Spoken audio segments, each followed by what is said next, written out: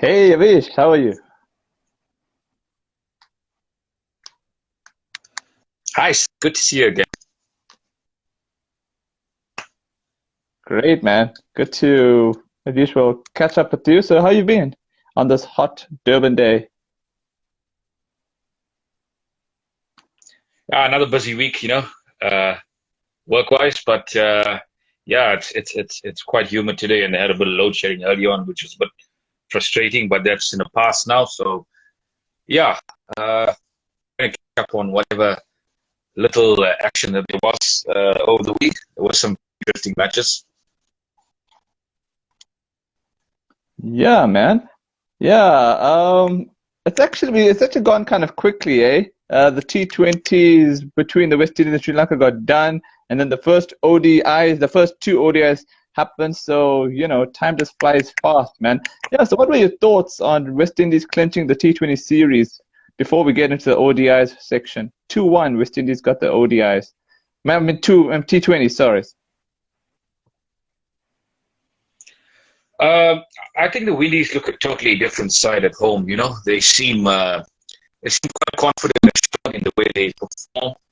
Uh, yeah, the T20s are a good touch and go, to be honest with you. They made last game, which was, around 135, I think it was for victory, and they lost 7 wickets. So they made it, they made a mess of things. But I think the bowling was quite impressive in that series throughout.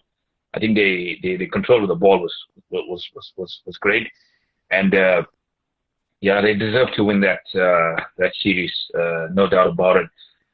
Sri Lanka, I just felt they were below par uh, in terms of their first inning scores. I think in T20 cricket, whenever you change, you set a score like 135. Yeah. There's not going to be much that can go wrong for you. I mean, you got to strike as a bowling unit in that power play. You got to take about 3 wickets, 4 wickets in that power play, first 6 overs to have any chance of getting a result. And if you don't strike, then it's very difficult to come back.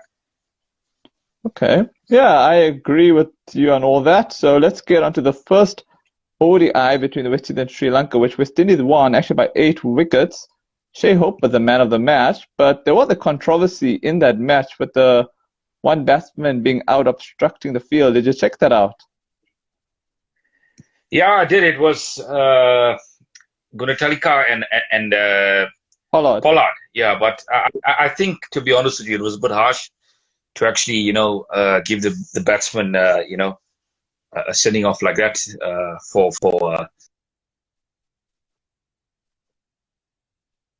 Obstructing the field.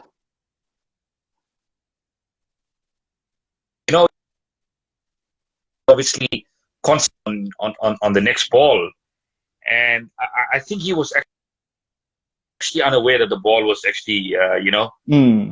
so close to him, and he was just trying to get back to his batting crease, and just unfortunately stumbled in it. But I guess the Windies they made a most out of it. They appealed for it, and then it was reviewed by the third umpire, and the third umpire found it to be obstruction. But I think it was a bit unfair. Yeah. It actually,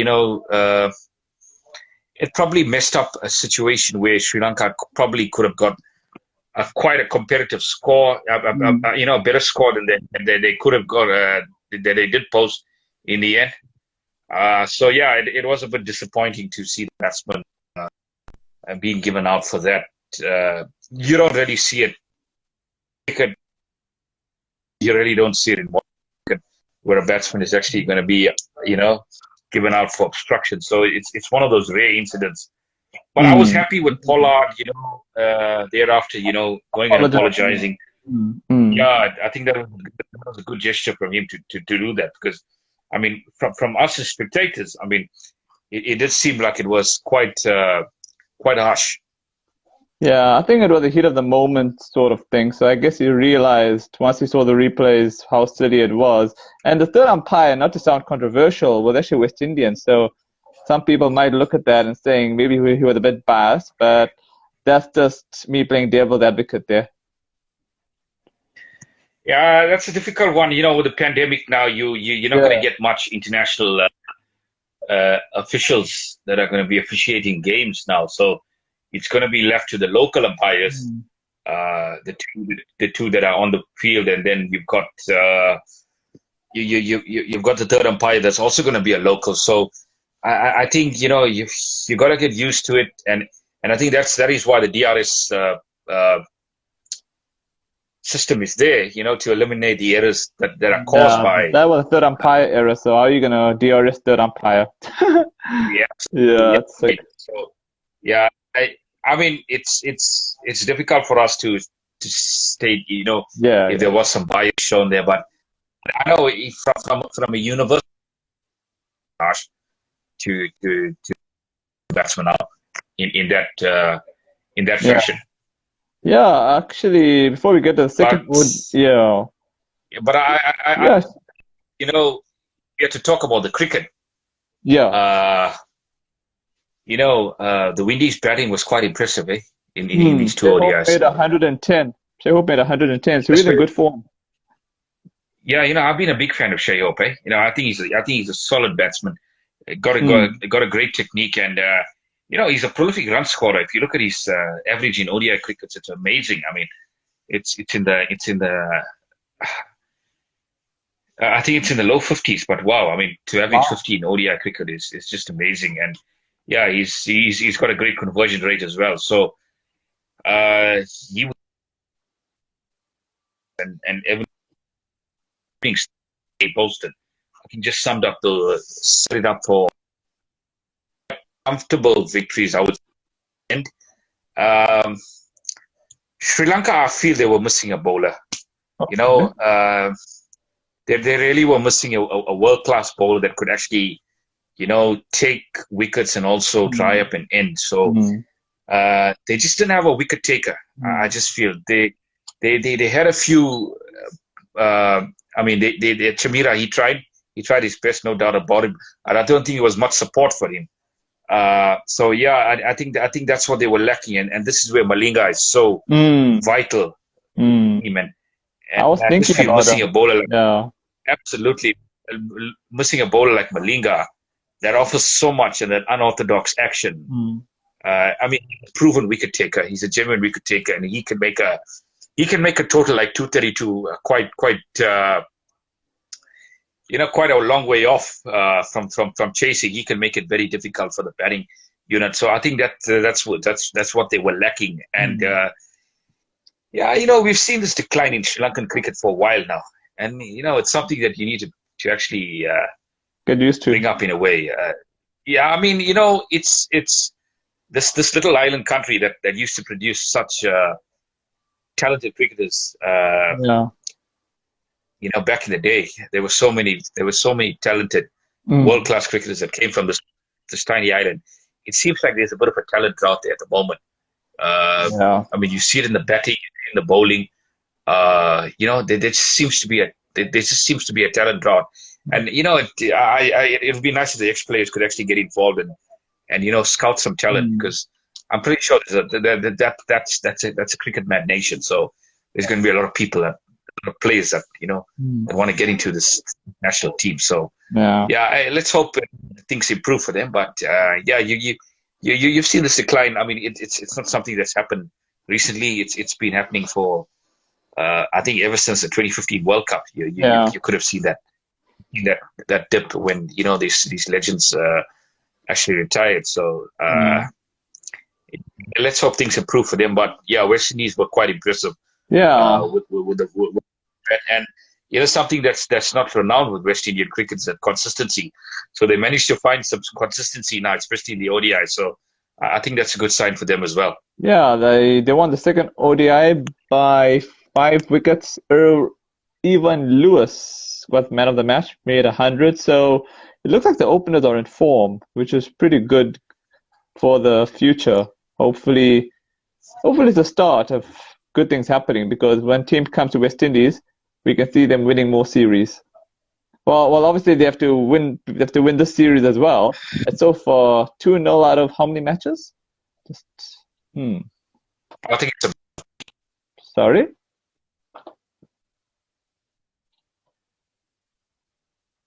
Okay, just got to fix this.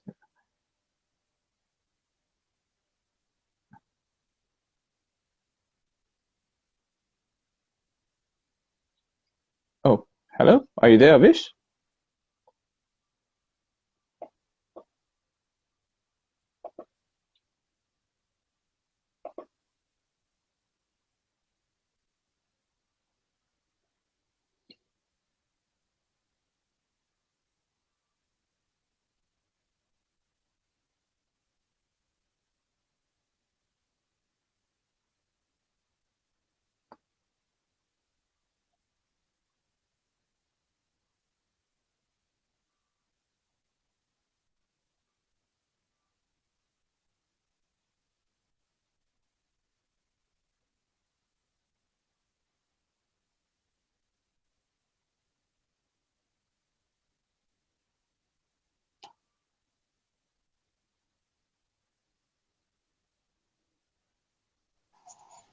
Okay, that's fine, no problem. It's good to have you back again. I was just trying to check how many ODIs were left for the series, because I know West Indies are 2-0 up.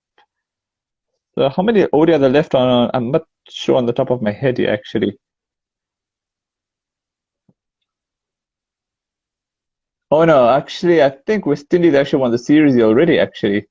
2-0. With one yeah, no, they left won this. on. Yeah. Yeah, I think that's tomorrow. So yeah, no, it's a fantastic all-round performance from West Indies in the series so far. So yeah, and hopefully it's you know, it's a sign of good things to come.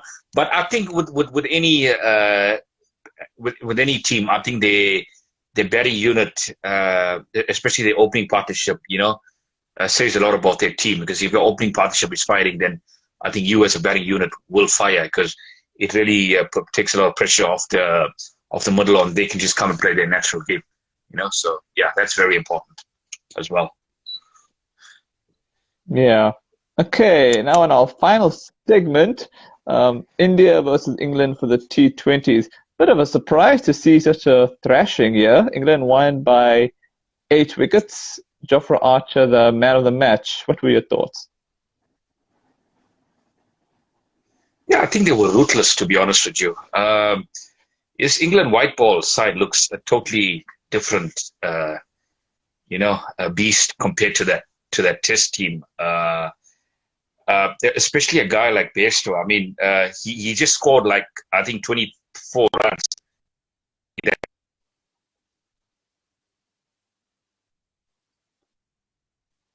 Yeah, 26 of 17.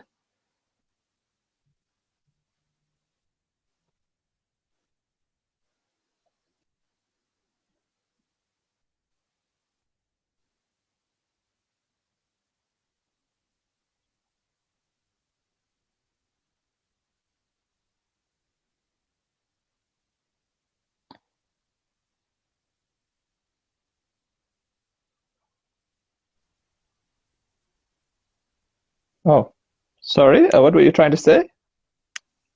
No, I was saying Bairstow looks so impressive in the white ball format, compared to the Test series, especially in that third Test Mm, where he was so defensive. I think he was so attacking in this game as a player. And I look at a guy like Archer as well. I mean, in a Test match, you're bowling like 15, 16 overs in a day, whereas you know, mm, mm. four in T20s you're bowling four overs. So Yeah. I think England's weapon, England's tactics in this game was spot on in terms of them bowling Rashid in the power play overs, and he took the big wicket of Kohli, but also the pace from the bowlers Wood and especially Archer.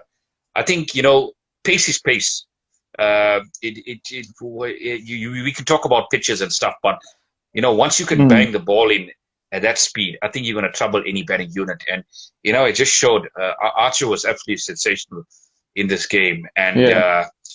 look at that England opening partnership as well. I mean, they went very hard at it. I mean, you were chasing quite a low score, but I mean, the intensity from England in Yeah. this game was absolutely amazing.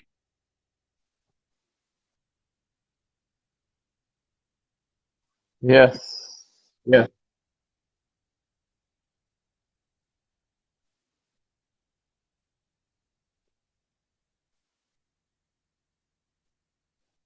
Try and bet out those 20 competitive score. That's the most important thing. I mean, if you get a competitive score around 160, 170, you give your bowlers a Mm. chance. Um, Mm. with 125, uh, it's really tough. It's really tough. As I say, so many things need to go for you. You got to Yeah, take three and that in that power play, and yeah, it was just a bridge too far for them. yeah, and also in hindsight, if you look at the bowling attack for India, it was just not that exciting. I mean, there's no Bumrah. There's no Rohit Sharma playing, and then I mean the bowlers there. Okay, fine. Washington is okay. Shardul is not bad. Hardik Pandya. It's not a very exciting bowling attack, and to expect to beat England in the first ODI with this bowling attack in hindsight was really going to ask a lot. Even if you made a score of 160 to 170, I think England would have probably just won the match as well, man. It's not a very. I don't know if you agree with me or not. If you're looking at that bowling attacks between the two sides. No, absolutely. There were a few naive selections there from Kohli as well. I'm quite surprised as to why Bumrah didn't get a game because I think with Archer he's probably two of the best white ball bowlers in especially T20 cricket that can get those that can rush the batsman and wicket takers as well. Uh, Mm. I just read a clip of Michael Vaughan. And he was suggesting that the Mumbai Indians is actually a stronger side than the Indian T20 side. So Yeah. you know uh, that's I can see the humor there because Mumbai Indians has so many specialist players. I mean they've got so many proven match winners that are Yes. obviously available to this Indian side as well, but I don't think they're really being utilized as much because I can obviously name a few players that you know that should be in this team, but when that's a conversation for another day. But I mean, getting back to this England side, amazing. Uh, it's no wonder that they are number one in the white ball formats in ODIs and T20s because I think their attitude to white ball cricket is sensational. Honestly, it's amazing. Okay. Okay. Now getting on to the second T20. Are you expecting any changes from England, or are you thinking they'll keep the same side and India? I know will make changes. That's for sure. No, I think same side goes for England. I don't think they want to make any changes at this. Okay. Okay. That's for England. For India, how many changes do you think they'll make?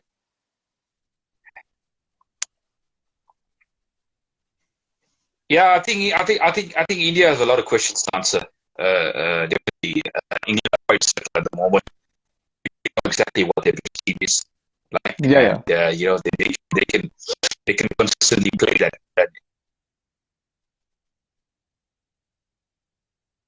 they need a fast bowler because I think they were missing some pace in this game. Mm. I don't know if England would be really too concerned about that because I think they like pace on the ball as well. But India really Mm. needs some. They probably need a little bit of pace in their attack because I think that was lacking Mm. completely. And I don't know. I don't know if they want to. I don't know if they want to shuffle the batting order for the second match or just Yeah. try and give you a chance. I would say probably give them another chance, give them another go, and then obviously assess after the second T20, depending how the results go, and maybe you can make a few changes because this is a five-match series, so there will be a Yeah. chance to. There will be a time where you can give other players an opportunity if it arises. But yeah, I would like to see a guy like Surya Kumar actually given a chance.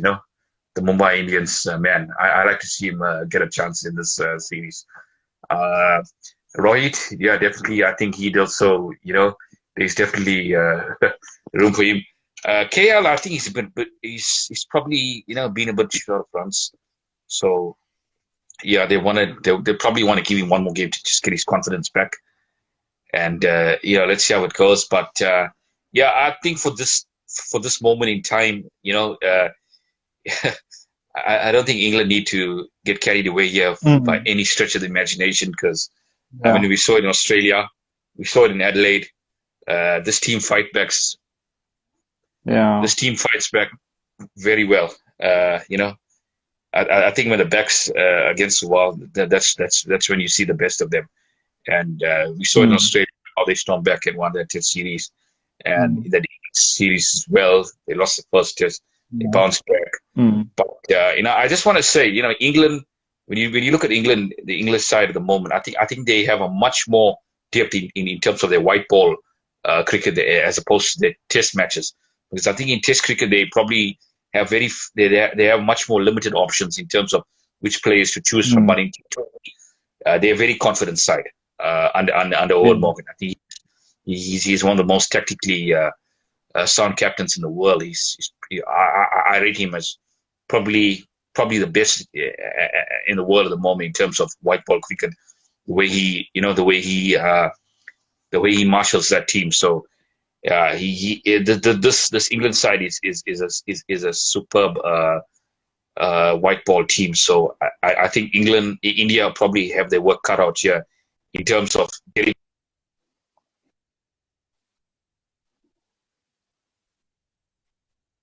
Yeah.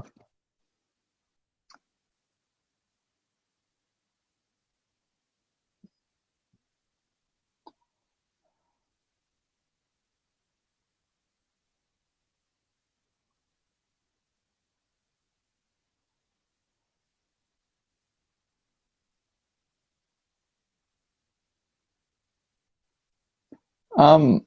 Okay. On a final note. Okay. I was Okay. just gonna Yeah. add. Yeah. Just gonna end the.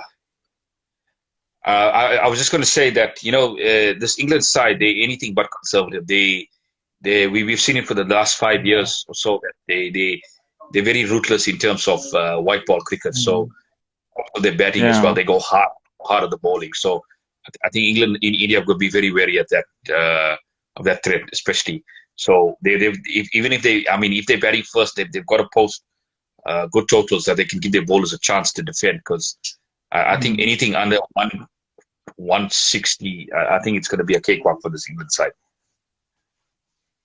Yes. But do you see England winning again, or do you think India's going to come back on the second ODI, on the second T20? Sorry.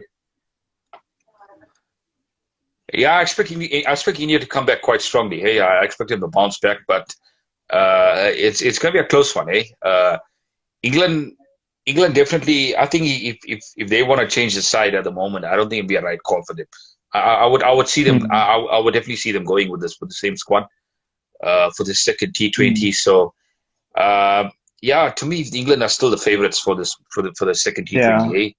But yeah, I expect India to come in with an improved performance in the second match. Okay. On that note, thanks so much for your time. Thanks, sir. Chat to you soon. Cheers.